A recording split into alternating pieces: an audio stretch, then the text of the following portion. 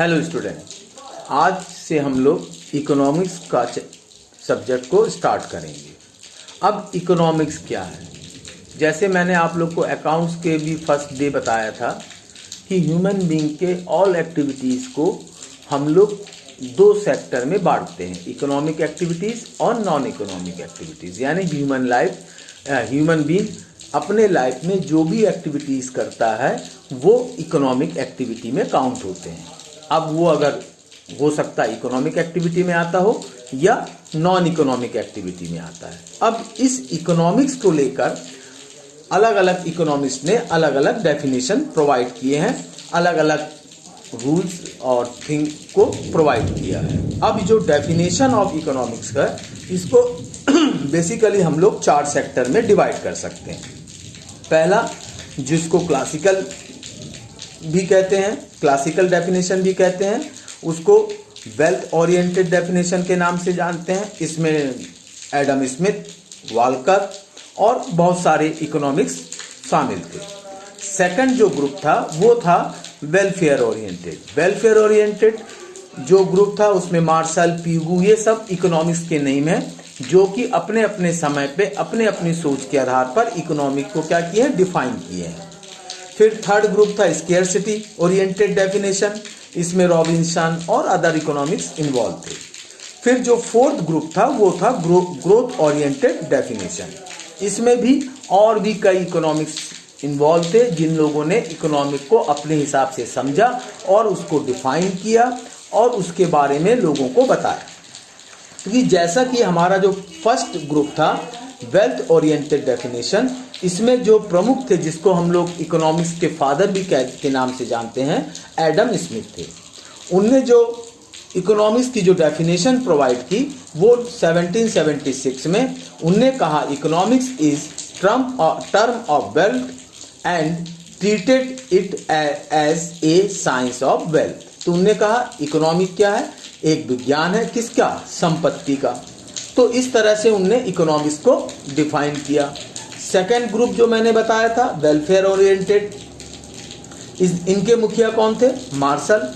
Martial ने जो definition दिया, economics is a study of Mankind in the ordinary business of life, is examines that part of individual and social action which is most closely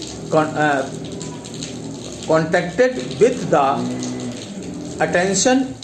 attainment and with the use of material requisite of well-being।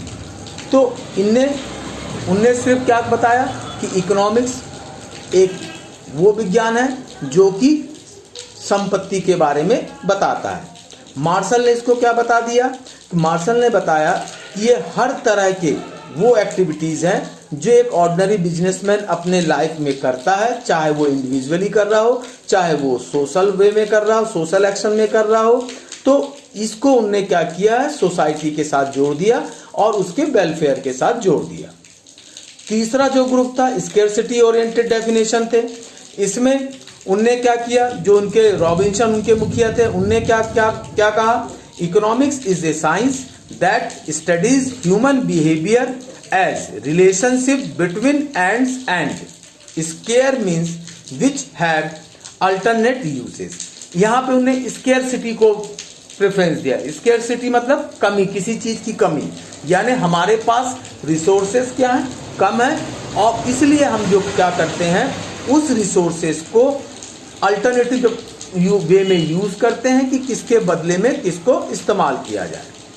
चौथा जो group था वो आपका था growth oriented definition.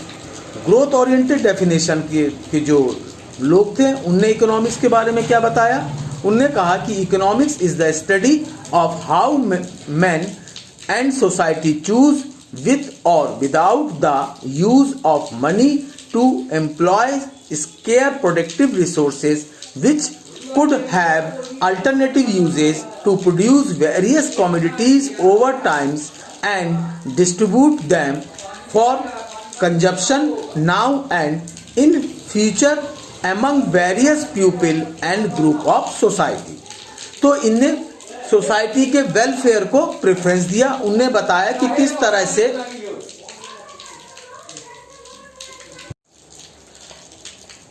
हाँ, तो मैं क्या बता रहा था आपको, ग्रोथ ओरिएंटेड डेफिनेशन के बारे में बता रहा था।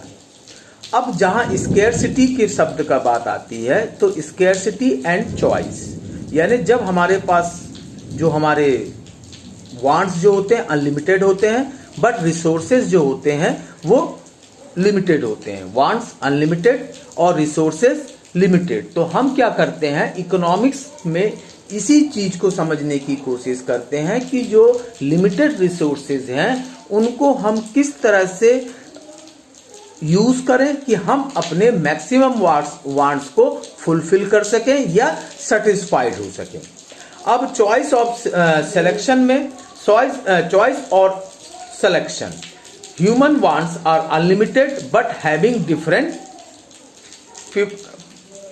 तो ह्यूमन जो होता है उसकी जो वांट्स होती हैं वो क्या होती हैं, अलग अलग होती हैं। Second, means are limited and scarce which can be put to various alternative uses. इसका मतलब है कि हम क्या करते हैं कि अपनी जरूरतों को अलग अलग अल्टरनेटिव्स के जरिए उसको फुलफिल करने की कोशिश करते हैं। अब सबसे जो बड़ी बात होती है कि हमारे पास जो होती है वांट्स अनलिमिटेड होती हैं बट रिसोर्सेज लिमिटेड होती है।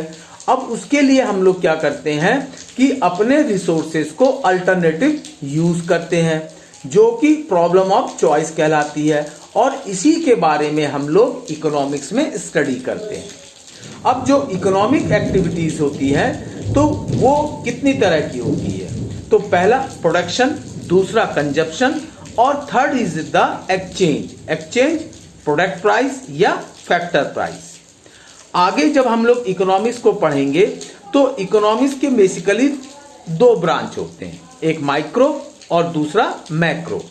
तो जो माइक्रो ब्रांच और मैक्रो ब्रांच में दोनों में बेसिक डिफरेंस ये है, एक इंडिविजुअल लेवल पे स्टडी करता है, जैसे किसी पर्सनल का बिहेवियर, किसी पर्सनल कमोडिटी की प्राइस, तो इनके बारे में हम लोग माइक्रो इकोनॉमिक्स में स्टडी करते हैं। बट मैक्रो में हम लोग क्या करते हैं, इंटायर इकोनॉमिक लेवल में बात करते हैं, चाहे वो डिमांड से रिलेटेड हो, चाहे वो एम्प्लॉयमेंट से रिलेटेड हो, चाहे वो नेशनल इनकम से रिलेटेड हो।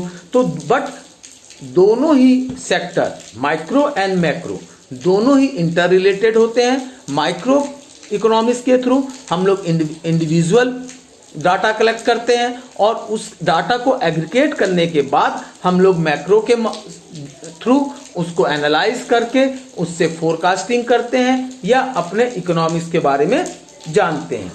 तो ये चैप्टर आपका फर्स्ट था, ये कंप्लीट हो गया। Thank you.